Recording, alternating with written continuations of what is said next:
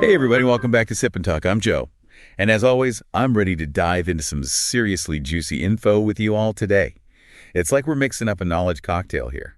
Strong stuff, but oh, so smooth going down. And I'm Sunny, your friendly neighborhood fact checker. I'll make sure we get all the ingredients right. Speaking of mixing things up, you know it's always a good blend?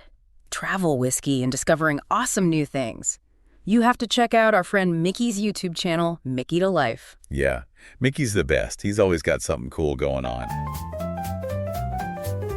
Good morning, good afternoon, or good evening, whatever time zone you happen to be tuning in from today. Yeah, welcome back to Sip and Talk, everyone. Welcome back. I am so thrilled to be here with you. And to all of our regular listeners, you know, our favorite Sip and Talkers, definitely get comfortable today. Oh yeah, grab your coffee. Yeah. We have a massive conversation lined up for you. We really do. And, you know, it's kind of funny because I'm looking out the window right now and it is a beautiful sunny day outside.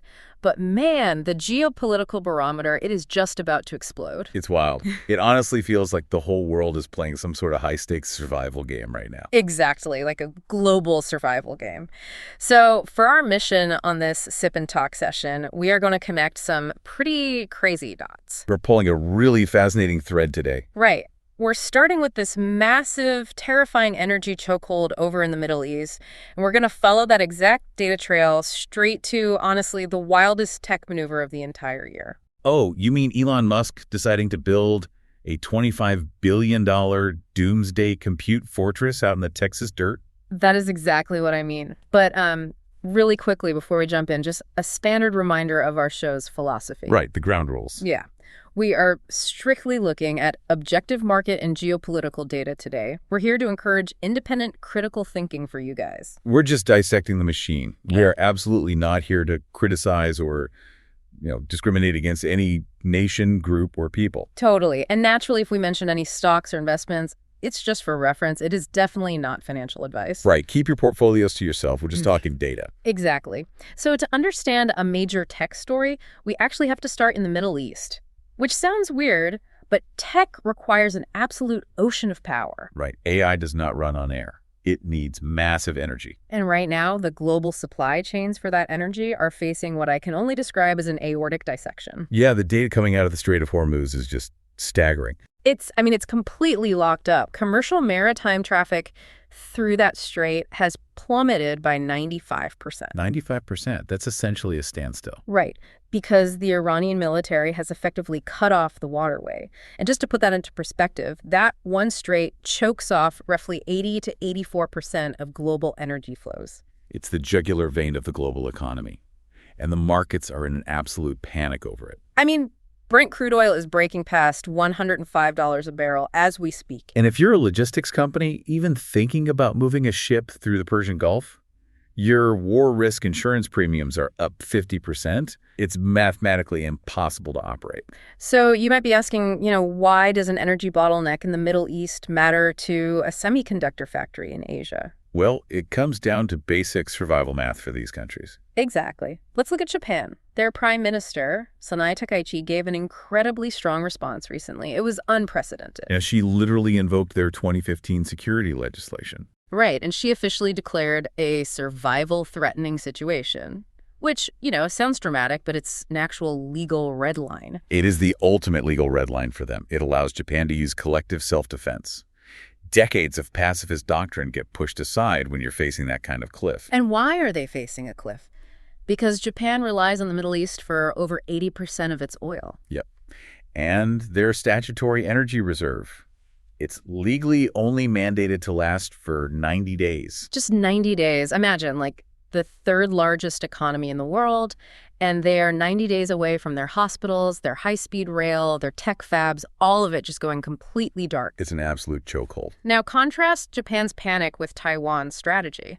Because Taiwan is looking at the exact same global energy crisis, but their approach is just this masterclass in strategic patience. No, absolutely. The contrast is fascinating. Right. So on March 20th, Taiwan's defense minister, Wellington Koo, officially addressed all these suggestions coming from U.S. think tanks. Yeah, there was a lot of pressure suggesting Taiwan should send frigates to the Middle East. Yeah. To show some sincerity to Trump. Exactly, like a geopolitical loyalty test. But Koo just flat out declined. He was very clear about it. Very clear.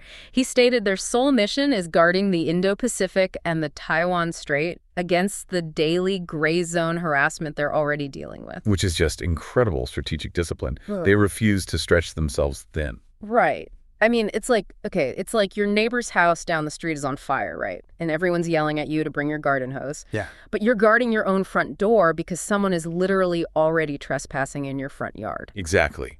It makes total sense for Taiwan to stay home and hold the line. Totally. So this geopolitical fragmentation, this terrifying vulnerability, this connects directly to Elon Musk. It really does. Because he's watching the exact same board we are. Right. Musk knows his whole AI empire is basically built on SAM right now. If energy and chip supply chains can snap this easily, he's incredibly vulnerable. So his response is just a pure vertical integration. He's desperately trying to rip his supply chain out of Asia. And plant it right in the Texas dirt. He recently posted this groundbreaking photo of the Terrafab on X. Yeah, that photo was wild. The sheer scale of that dirt being moved. It's insane. We're talking about a $25 billion facility, and some estimates say it could go up to $40 billion. For a facility aimed at 2-nanometer process technology, yeah.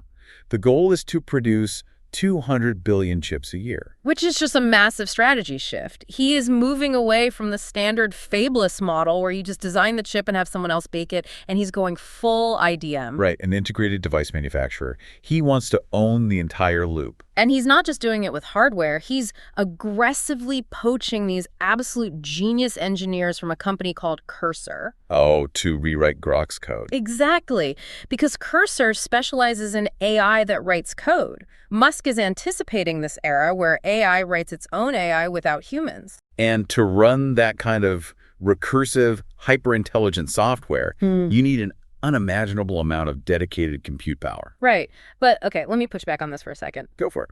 Isn't Musk acting like a bit of a, I don't know, a tech bro player here? How do you mean? Well, Tesla's margins are shrinking right now, and he is spending tens of billions of dollars to challenge entrenched giants like TSMC and NVIDIA from absolute scratch. Yeah, it's huge. I mean, isn't this a highly dangerous, cash-incinerating financial gamble, building a closed-loop empire from the sand all the way to the server? Oh, the markets are definitely asking that exact same question. It is a massive gamble. Because ambition is one thing, but semiconductor physics is another. Exactly. Moving from a bold post on X to the reality of atomic manufacturing is brutal. Can he actually de-TSMC his operations? Right. Can he survive without them? The cold hard reality is, right now, no. TSMC has an unshakable moat. For anyone tracking the ticker, that's 2330. What makes them so invincible, though? Why can't Musk just buy his way in? Because building 2-nanometer chips isn't just about buying the fanciest equipment. You always hear about ASML and their high-end AEUV machines, right? Right, the extreme ultraviolet lithography machines that cost, like, hundreds of millions of dollars. Exactly. Musk can buy those machines, sure, but without TSMC's yield data, he's just going to print billions of dollars of useless broken glass. Ah, the yield data. Yeah, yield is the percentage of chips on a wafer that actually work. Yeah. TSMC has decades of this proprietary master craftsman experience. They know exactly how a microscopic vibration ruins the silicon. Wow. So it's not just the oven, it's the chef. Exactly. And TSMC is entering mass production for 2-nanometer by late 2025 or 2026. Their capex is $52 to $56 billion for just 1 year. So Musk's $25 billion is, I mean, it's massive, but it's half of TSMC's yearly budget. Right, which means Musk is currently forced to live in this sort of halfway house reality. Let's break down that halfway house, because he is still heavily reliant on external chips. Oh, deeply reliant. Look at his AI5 chips. Right, the ones running the Tesla FSD and the Optimus robots. Those are currently being produced by TSMC on a 3-nanometer process. Yep. And then there's the Samsung deal. Oh, right, the $16.5 billion contract? Yeah, for 2-nanometer GAA chips at Samsung's plant in Taylor, Texas. And GAA, just for context, stands for Gate All Around. It's a way to stop electricity from leaking out at that microscopic scale. Exactly. And on top of that, There are rumors that Terafab might actually utilize Intel. Wait, really? Intel? Yeah, through a Foundry Direct Connect partnership, essentially bringing Intel in to help manage the facility because Musk's team lacks that specific foundry experience. That is wild. But you know what's funny? By trying to do all this, Musk is actually expanding the total market size for foundries. He really is, even if he designs chips faster with AI. Right, like accelerating the tape-out process where they finalize the digital blueprint. Exactly. If he tapes out faster, TSMC's production lines are just going to get busier. Because Terafab won't be ready to manufacture them yet. So basically, it's like he originally wanted to stop eating at the NVIDIA restaurant, right? Yeah. And he wanted to just buy the raw ingredients from TSMC to cook at home. But now he's realized he actually has to buy a farm, plant the wheat, raise the cows, and build the kitchen from scratch. That is the perfect analogy. And until that kitchen is finally built, he is literally forced to order TSMC takeout every single night. Every single night. Because if he doesn't, he loses the AI race. Right. And speaking of that AI race, there's this glaring contradiction in Musk's recent behavior that we really need to address. The hardware symphony, right? Yeah. If he is building this ultimate sovereign compute fortress, why did he just confirm on March 19th that he is still massively purchasing NVIDIA chips? Well, you have to split the AI battlefield into two distinct arenas. Okay, let's do it. The first arena is inference. And this is actually where Musk is winning. Inference being the AI applying what it already knows out in the real world, like the Tesla FSD driving down the street. Exactly. For that, his self-designed AI-5 chips are incredibly efficient. He doesn't need NVIDIA for inference. Got it. But the second arena is training. And training is where NVIDIA has an absolute chokehold.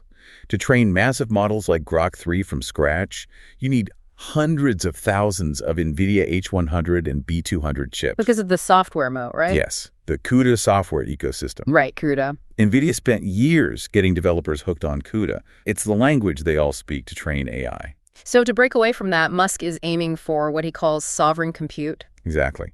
And that involves something called advanced packaging at the Terafab. Which is fascinating. Advanced packaging means he wants to take the raw silicon and package it directly into his proprietary Dojo training tiles, all on-site in Texas. Under one roof. No shipping across oceans, no waiting for third parties in Asia. Absolute independence. That's the goal. Sovereign compute means total immunity from NVIDIA allocations and geopolitical supply chain risks. So, honestly, let me ask the ultimate so what question here. Go. Terafab isn't really about destroying TSMC or NVIDIA today, is it? Not at all. It's basically just the world's most expensive insurance policy for the 2030s, right? And that's exactly what it is. $25 billion safe. Meanwhile, TSMC just remains this absolute money-printing machine for the rest of the decade. Wow. Okay, let's wrap this up and summarize the core narrative for everyone. It's a lot to take in. It is.